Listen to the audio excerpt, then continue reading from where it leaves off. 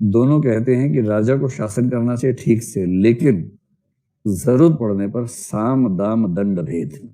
अमित शाह जिस political philosophy को follow करते हैं वो चाणक्य वाली फिलोसफी है। दो तरह के लोग हैं, कुछ लोग कहते हैं कि युद्ध भी करेंगे तो नैतिक तरीके से करेंगे। जैसे भारत में युद्ध की परंपरा रही, बड़ी सही है। शाम 6 बजे शंख बजा दिया, अब तुम अपने घर जाओ, अपने घर। सुबह फिर युद्ध खेलेंगे, अभी अभी के लिए छोड़ दो।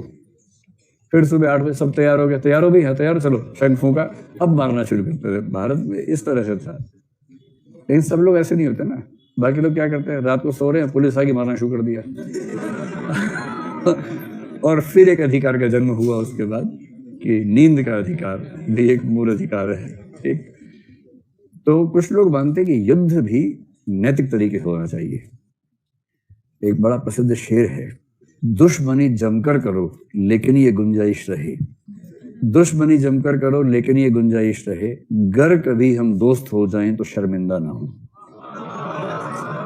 क्या पता कि आज दुश्मनी कल को दोस्ती हो जाए, लेकिन जब दोस्ती हो तो शर्मिंदा ना होना पड़े कि हमने तुम्हारे साथ क्या क्या किया था।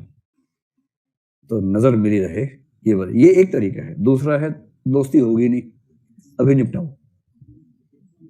ये अप्रोच इसकी है चाणक्य।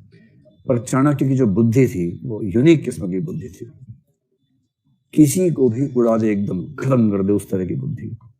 पर चाणक्य ने अपना सिद्धांत जो दिया वो बहुत बैलेंस सिद्धांत दिया है।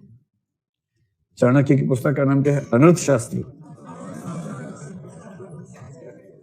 अर्थशास्त्र। और उस जमाने में अर्थशास्त्र का मतलब इकोनॉमिक्स नहीं होता था। उस जमाने में अर्थशास्त्र में पॉलिटिक्स केंद्र में रहता था। तो केंद्र में पॉलिटिक्स, लेकिन इकोनॉमिक्स भी।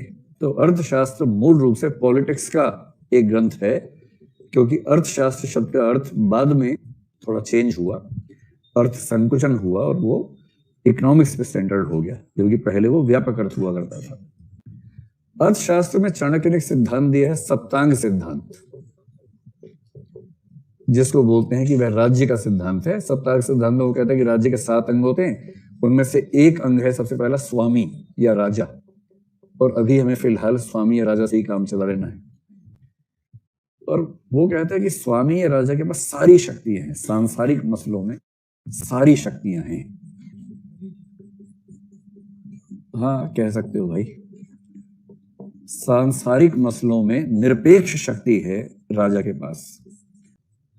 तो चाणक्य ये कह रहा है कि सांसारिक मसलों में तो राजा के पास निरपेक्ष शक्ति होनी चाहिए, लेकिन उसको चिंता है कि राजा कुछ गलत ना कर बैठे। तो उसने साथ में ये भी कहा कि राजा को हमेशा ध्यान रखना चाहिए कि राजा धर्म के अधीन है।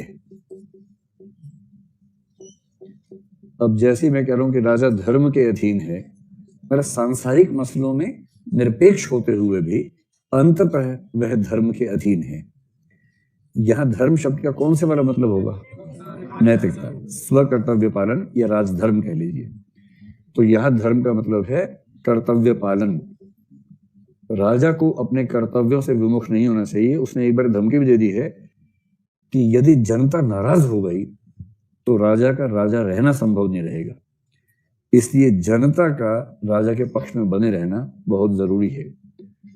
जनता को इतना महत्व दिया है, अत्यधिक महत्व दिया है। और जब भी चाणक्य के राजनीतिक विचार के बारे में पूछें, एक श्लोक याद कर लीजिए, उसको ठीक से लिख के आ जाइएगा, चाहे निबंध में लिखना पड़े चाहे कहीं भी।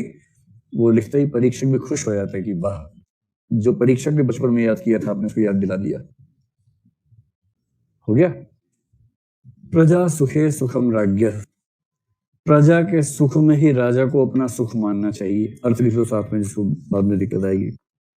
प्रजा के सुख में ही राजा का सुख है, या राजा को अपना सुख मानना चाहिए। अब अपने आप बताओ, प्रजा नाम च हिते हितम, और च मतलब और प्रजा के हित में ही अपना हित मानना चाहिए। तो प्रजा का सुख ही राजा का सुख है, प्रजा का हित ही राजा का हित है।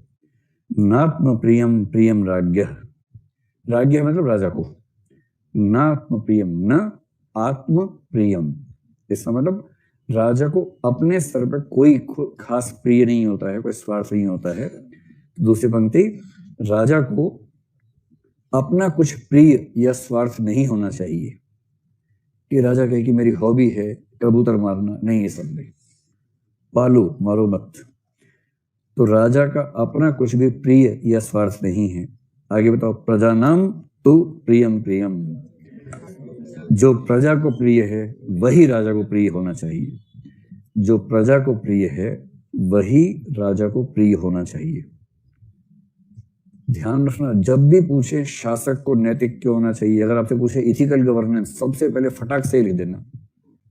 जब भी पूछे गुड गवर्नेंस क्या है, इथिकल गवर्नेंस क्या है, खटाक से लिख के आना, क्योंकि संसद का श्लोक पढ़ के भारतीय परीक्षकों की ना एंटीना उनका जो है उखड़ जाता है, एकदम मस्त हो जाते हैं कि ये अब जाके ज्ञान प्राप्त हुआ है।